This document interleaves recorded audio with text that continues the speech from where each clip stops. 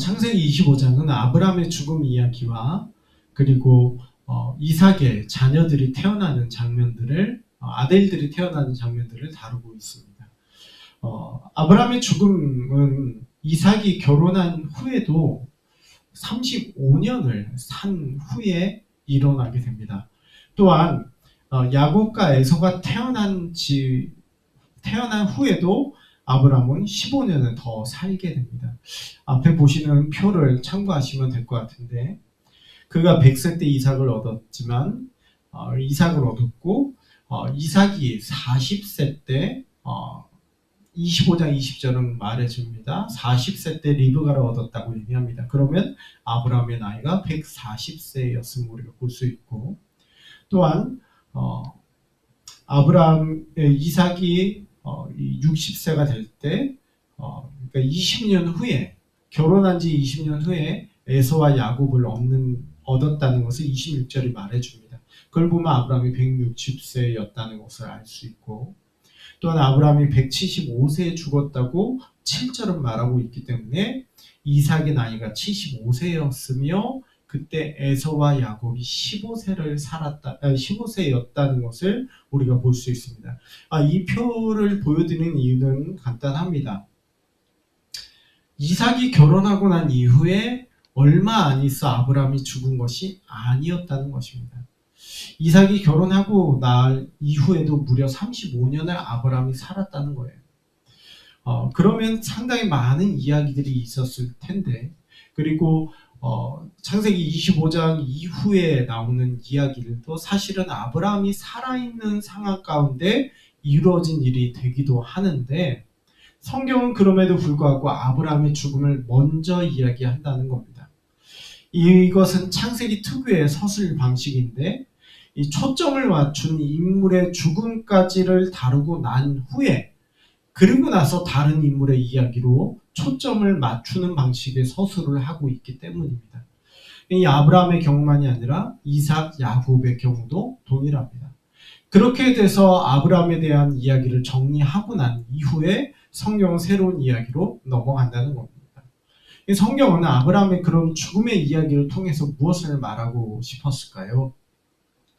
아브라함이 첩을 맞이한 사건을 25장은 이야기를 합니다. 1절을 보니까 후처를 맞이했다라고 얘기를 합니다. 근데 이것은 아브라함이 첩을 맞이했을 때는 이 사라가 살아있었을 것으로 추정을 합니다.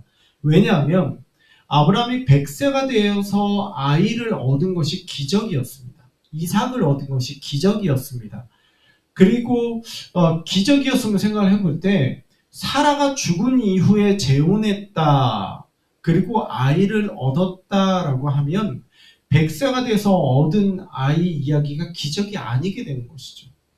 그렇기 때문에 성경은 100세가 된 아브라함이 이삭을 얻은 것을 놀라운 일로 다루었던 것을 보면, 분명히 우리가 1절과 2절을 봤을 때 아브라함이 다른 아이들을 얻었던 것은 100세 이전에 얻었던 것이라고 생각하는 것이 합리적일 것 같습니다.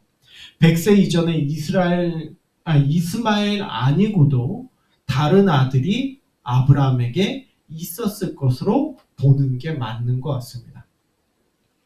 그런데 그 아브라함은 그 큰 다른 자식들에게 일종의 재산을 주고 멀리 보냈다는 것을 성경은 이 6절을 통해서 우리에게 말해주고 있습니다. 왜 아브라함이 자기의 자식들을 다 떠나보냈을까요? 이는 하나님의 약속이 이삭을 통해서 이루어질 것이기 때문에 아브라함이 신앙적인 이유로 이 이삭에게만 그 유산을 줄 수 있도록 하기 위해서, 그러니까 믿음의 계승이 일어날 수 있도록 하기 위해서 그렇게 했다라는 것을 우리가 볼 수 있는 것이죠. 그러니까 단순히 25장이 아브라함의 죽음 이야기를 다루는 것만이 아니라 여전히 아브라함은 하나님의 약속이 이루어질 것을 바라보면서 그 삶을, 죽음의 순간까지도 죽음을 맞이하는 정리의 시간까지도 하나님의 약속을 바라보면서 살았다는 것을 성경이 우리에게 보여주고 있는 장면입니다. 아브라함을 그 약속과 연관짓는 것은 그의 죽음에서도 나오게 됩니다. 성경은 아브라함을 막벨라 굴에 장사했다고 언급함으로써 가나안 땅을 주시겠다는 하나님의 약속을 연상하게 만듭니다. 우리는 여기서 하나 주목할 만한 사실을 보게 되는데, 하나님께서 아브라함에게 약속을 주신 것이 아브라함 때는 그렇게 이루어진 것이 많지 않았다는 겁니다. 아브라함과 같은 때를 살고 있는 사람이 그의 인생을 봤더라면 하나님의 약속이 별거 없는 것으로 보일 수밖에 없습니다. 자식 하늘의 별같이 많게 하겠다더니 그렇게 몇 명 있지도 않고 땅을 주겠다는데 고작 막벨라 굴 정도밖에 없습니다. 무슨 복의 근원 되겠다는데 별로 그렇게 티도 안 나는 것 같아요. 하지만 우리는 알고 있어요. 하나님의 약속이 얼마나 크게 이루어졌는지를 알고 있습니다. 민족의 아버지가 되는 아브라함인데 얼마나 많은 이들이 지금도 아브라함을 자신의 조상으로 부르는지 우리가 생각해 보아야 될 것 같아요. 저 아랍의 그 수많은 사람들도 아브라함을 자기의 조상으로 부르고 있는 것이죠. 육체적으로만이 아니라 영적으로 말하면 믿음의 조상으로 아브라함을 말하게 될 때 더욱더 많은, 정말 몇십억의 인구가 아브라함을 자신의 믿음의 조상으로 부르게 되는 것이죠.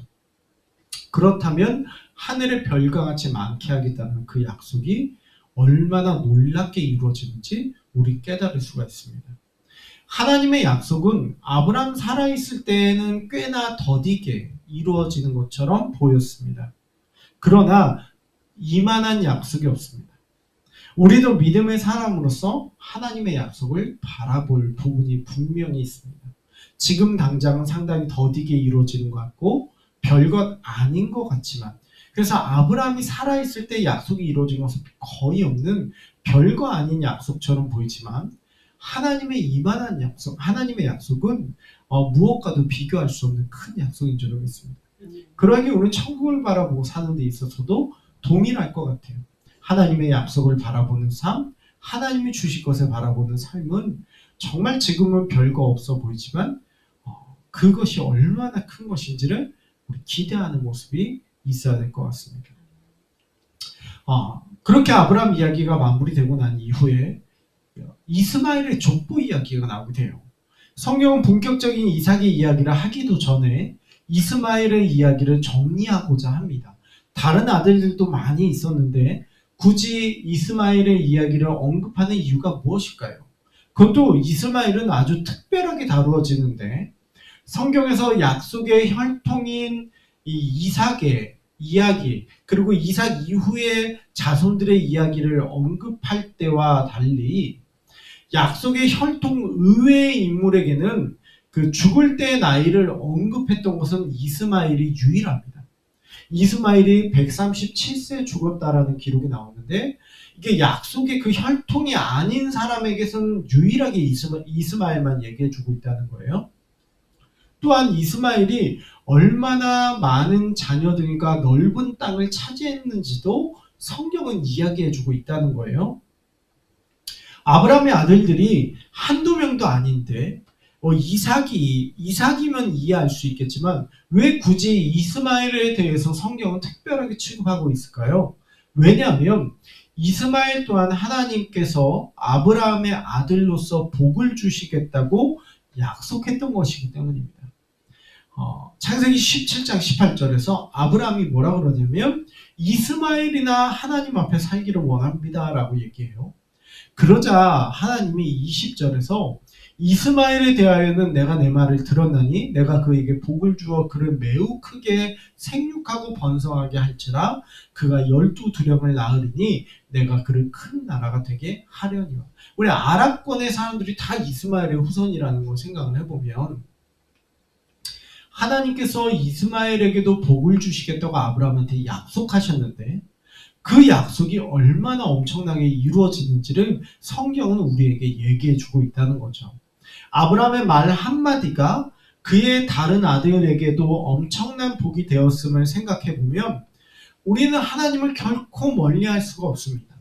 왜냐하면 하나님을 가까이 하고 하나님 앞에서 우리가 기도하는 그 모든 것들이 사실 엄청난 복이 된다는 것을 기억해야 되는 것이죠.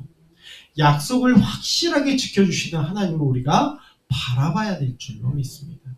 자, 그렇다면 이제 이삭이 아들을 낳는 장면에 대해서 이제 25장 후반 부분에 우리가 살펴보려고 하는데, 앞에서 말했다시피 이삭이 아들들을 낳는 장면은 아브라함이 살아있을 때였습니다. 하지만 성경은 아브라함을 등장시키지 않습니다. 왜냐하면 이제는 이삭에게 관심을 가지고 이삭을 보라고 성경이 우리에게 말해주고 있는 겁니다. 그러한 이삭에게 있어서 제일 먼저 다가온 문제는 불임의 문제였습니다. 이 부분이 정말 아이러니한 부분입니다. 왜냐하면 하나님께서는 아브라함에게 자손의 복을 주시겠다고 약속을 했을 때 그 많은 아들들 중에서 굳이 이삭을 통해서 그렇게 하겠다고 하셨어요. 그렇다면 이삭이 자손을 얻는 것은 따놓은 당상 아닙니까? 그럼에도 불구하고 리브가에게 불임이 있었다는 것은 우리에게 두 가지를 말해주게 됩니다. 하나는 하나님의 은혜라는 것입니다. 만약 아무런 어려움이 없이 자손을 가지게 된다면 하나님의 약속이 특별하게 다가오지 않을 수가 있습니다. 하나님이 결정적인 역할을 하신 것이 아니라 그냥 자연스러운 생존이나 이게 번성에 대한 문제 아니냐, 그렇게 볼 수가 있는 것이죠. 하지만 이 하나님의 은혜임을 바라보게 될 때 이 자손의 축복이 대를 이어서 이삭에게도 여전히 하나님은 유효하게 그 약속을 지켜가고 계시는구나, 우리는 그것을 볼 수 있게 되는 것이죠. 하나님은 여전히 아브라함만이 아니라 이삭을 통해서도 일하고 계시다는 것을 성경은 우리에게 말해주는 것입니다. 두 번째는 이겁니다. 기도의 중요성입니다. 분명히 자손을 얻는 것이 따놓은 당상이었다면 불임의 상황에서 기도하지 않아도 가만히 있어도 어차피 시간 지나면 자손 주실 거 아닙니까? 그러나 성경은 기도의 중요성을 우리에게 말하고 있다는 것이죠. 21절을 보면 이렇게 얘기해요. 이삭이 그의 아내가 임신하지 못하므로 그를 위하여 여호와께 간구하매 여호와께서 그의 간구를 들으셨으므로 그의 아내 리브가가 임신하였더니. 성경은 우리에게 기도해야 될 것을 말합니다. 따놓은 당상 같은 일이라 하더라도 그럼에도 불구하고 기도해야 되는 것을 우리에게 말해줍니다. 특별히 결혼 20년 만에 아이를 갖게 되었다는 것은 이삭의 중보기도가 얼마나 오랜 시간 동안 이루어졌는지를 우리가 볼 수 있게 만들어줍니다. 그렇습니다. 오랜 시간이라도 기도하면서 하나님의 뜻을 구하는 모습이 분명히 필요한 것입니다. 우리는 야곱이, 그리고 우리가 또 하나 보아야 될 것이 이 부분인데, 야곱이 장자권을 차지한다는 것을 우리가 알게 됩니다. 하나님께서 뱃속에 쌍둥이가 있을 때 큰 자가 어린 자를 섬길 거다라고 얘기를 하세요.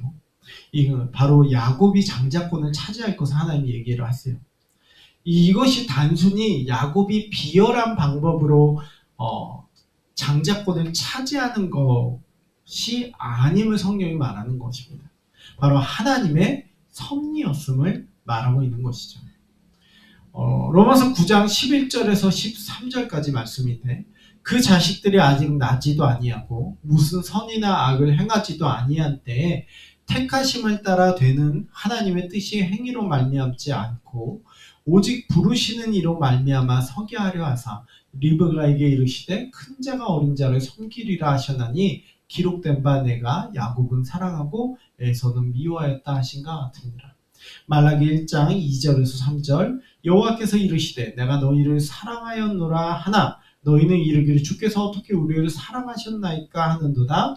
나 여호와가 말하노라 에서는 야곱의 형이 아니냐. 그러나 내가 야곱을 사랑하였고 에서는 미워하였으며 그의 산들을 황폐하게 하였고 그의 산업을 광야의 이리들에게 넘겼느니라.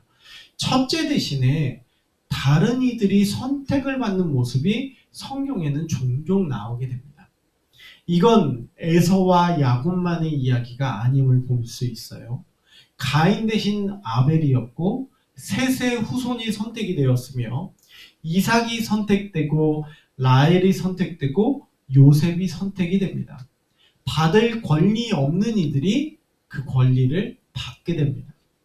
그러나 이것을 보면서 우리가 하나님의 주권을 불평하기보다는 사실 우리 또한 받을 권리 없는 자들인데 우리가 그 권리를 받았다는 사실을 기억해야 됩니다. 우리가 아직 죄인 되었을 때 예수님께서 우리를 위해 죽어주셨다는 것. 그래서 하나님이 우리의 사랑을 확증하셨다는 것. 우리 또한 받을 권리 없는 그 권리를 받은 자라는 것.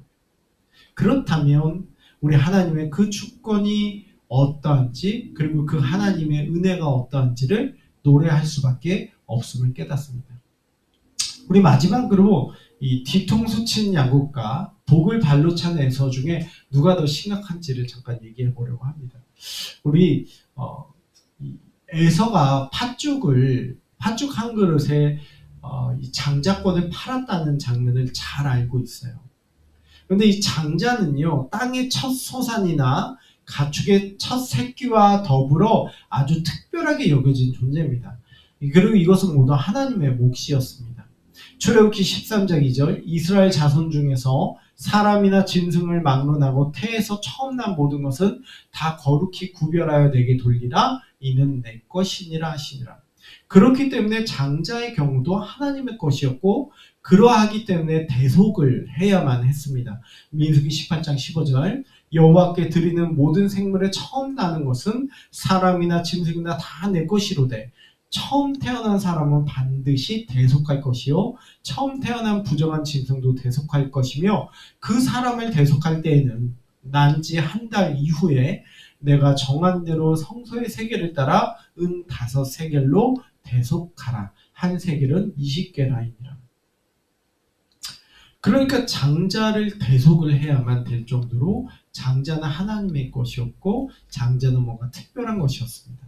그렇게 특별한 장자이기 때문에 장자는 아버지가 살아계시는 동안에는 아버지 다음 가는 권위를 가정에서 가졌고 아버지가 돌아가시면 집안의 계승자가 되는 게 장자였습니다. 그리고 장자는 다른 형제들에 비해 갑절의 유산을 상속으로 받을 권리가 있었습니다. 이러한 것은 고대 근동의 다른 문서에서도 볼 수 있는 장면입니다. 그러나 이러한 장자권이라고 해서 바뀌지 않을 리 없습니다. 역대상 5장 1절인데 이스라엘의 장자 르우벤의 아들들은 이러하니라. 르우벤은 장자라도 그의 아버지의 친상을 더럽혔으므로 장자의 명분이 이스라엘의 아들 요셉의 자손에게로 돌아가서 족보의 장자의 명분대로 기록되지 못하였느니라. 이러한 그 장자가 옮겨질 수 있는 것은 성경에서만 나오는 것이 아니라 고대 근동의 다른 문서, 누지, 알라라, 우가리 등 고대 근동의 다른 문서에서도 유사하게 발견되는 것입니다. 그만큼 중요한 게 장자권이었지만 당장은 그 장자권이 또 옮겨갈 수 있다는 것이죠. 에서는 당장에 유익이 없다는 이유 때문에 이 장자권을 무시하게 됩니다. 본문은 이러한 에서의 행동에 초점을 맞춰서 진행이 됩니다. 구조적으로 이렇게 나오는데 야곱이 죽을 쓰게 되고 에서는 장자의 명분을 가볍게 여기게 되는 게 A와 A-라면 에서가 곤비한 가운데 돌아왔다가 그 에서가 이제 그 팥죽을 먹고 일어나서 다시 길을 나서게 되는 게 돌아왔다 가게 되는 게 B와 B-가 됩니다. C에서는 에서가 팥죽을 청하게 되고 C-에서는 야곱이 팥죽을 주게 됐죠. 그리고 D와 D-를 보면 야곱이 장자권을 팔라고 제의를 하게 되고 에서가 장자권을 팔게 됩니다. 그렇다면 가장 핵심이 되는 X가 무엇이냐? 내가 죽게 되었으니 이 장자의 명분이 내게 무엇이 유익하리요. 사실 팥죽 한 그릇 못 먹는다 해서 굶어 죽을 일은 절대 없었을 겁니다. 그러나 에서는 팥죽 한 그릇에 장자를 가볍게 팔아버린 것이죠. 우리는 앞서서 아브라함의 경우에 그는 정말 살아있을 때만이 아니라 죽음을 맞이한 순간, 그리고 정말 그 죽음을 맞이하는 그 마무리 과정, 그리고 죽어서까지도 모두 하나님의 약속을 바라보는 삶이었음을 성경이 말했던 것을 보게 돼요. 그런데 에서에게는 이 소중함이 없었습니다. 아브라함은 지금 당장 이루어지지 않는다 해서 당장 나한테 뭐가 유익이 있다 하지 않아도 하나님의 약속을 굳세게 바라보는 모습이 있었는데, 에서는 당장의 유익이 없다는 이유만으로 하나님의 약속에 대한 사모가 없었다는 것이죠. 히브리서 12장 16절은 이렇게 얘기해요. 음행하는 자와 혹 한 그릇 음식을 위해 장자의 명분을 판 에서같이 망령된 자가 없도록 살펴라. 형과 아버지의 뒤통수를 치는 도덕적으로 흠이 있는 야곱과 하나님의 복을 가볍게 여기는 에서, 둘 다 문제가 있는 자들이지만 그래도 성경은 에서의 못난 모습에 더 주목하고 있다는 것을 우리는 알아야 됩니다. 물론 야곱이 결코 잘했다고 성경은 말하지 않습니다. 야곱은 형과 아버지를 속인 것으로 인해서 약 20년의 혹독한 고생을 해야만 했고, 결국 그는 자신이 아버지에게 했던 것처럼 자기의 아들들이 아버지인 야곱을 속이는 것을 당해야 되는 인생이기도 했습니다. 톡톡히 대가를 치르는 게 야곱이었기 때문에 성경은 결코 야곱의 모습을 잘했다 말하지 않습니다. 그리고 에서가 부를 갖지 못한 것도 아니었습니다. 하지만 단순한 물질적인 부만을 사모하는 모습이 아니라 하나님의 은혜를 사모하는 모습이 필요합니다. 예수님께서도 말씀하지 않으셨습니까? 천국은 침노하는 자의 것입니다. 은혜를 사모하며 은혜의 자리를 나가려고 해야 되는 것이에요. 우리가 한번 돌아볼 수 있으면 좋겠어요. 우리가 주일날 봤던 말씀처럼 이 사무엘서의 말씀이 뭐라 그럽니까? 하나님을 존중하는 것이 필요합니다. 하나님을 존중하는 것에 하나님 존중하시는데 이건 은혜의 자리를 사모하는 모습이 되어야 되는 것이에요. 수요예배 안 드린다고 지옥 갈까요? 새벽기도 안 드린다고 벌 받을까요? 봉사하지 않는다고, 충성하지 않는다고 해서 더 나쁜 일이 생길까요? 하지만 여기에는 사모함이 필요합니다. 은혜를 사모해야 되고 은혜의 자리에 나와야 되는 거예요. 어떤 사람들은 수요예배 안 나오면 지옥 가냐 이렇게 얘기를 해요. 주일만 나오면 되지. 그런데 성경을 보면 은혜를 사모하는 자들이 얼마나 많은데, 주의 전을 사모하는 그 시편의 고백을 생각해 봅시다. 정말 주의 전에 그 머무르는 새를 보면서 질투했던 그 고백을 생각해 보면 몇 번이라는 숫자로 결정해야 되는 게 아니라 하나님을 향한 은혜의 자리를 사모하는 모습이 분명히 필요해요. 아브라함이 그러한 모습이었어요. 아브라함은 죽음을 맞이하는 그 상황에서까지도 하나님의 은혜를 사모하는 모습이 있었고, 그랬던 그는 정말 이후에 믿음의 조상으로서 찬란한 별과 같은 존재가 됐지만, 에서는 그 은혜를 사모함이 없다 보니 그는 정말 초라하게 인생이 끝이 나고 주목받지 못한 인생이 되는 것이죠. 은혜를 내 것으로 받는 모습이 분명히 필요합니다.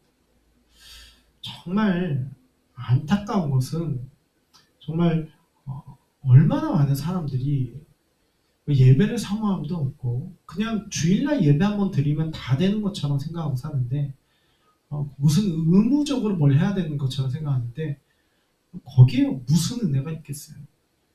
비록 사정이 있어서 주일 한 번밖에 예배를 못 드린다 하더라도 은혜를 사모하는 자의 삶은 다릅니다. 기회가 있을 때 은혜의 자리를 사모하는 모습이 분명히 필요합니다. 그런 모습이 우리 각자에게 그걸 횟수로 말할 수는 없지만 각자의 삶의 자리에 분명히 있어야 합니다. 할 것 다 하고 쉴 것 다 쉬고 놀 것 다 놀면서 은혜의 자리는 맨 나중으로 하나님을 맨 나중으로 미루는데 과연 거기 무슨 은혜가 있겠어요? 주일날 말한 것처럼 복도 저주도 자기한테서 나오는 겁니다. 은혜의 자리를 사모하며 에서처럼 바보처럼 살지 않았으면 좋겠습니다.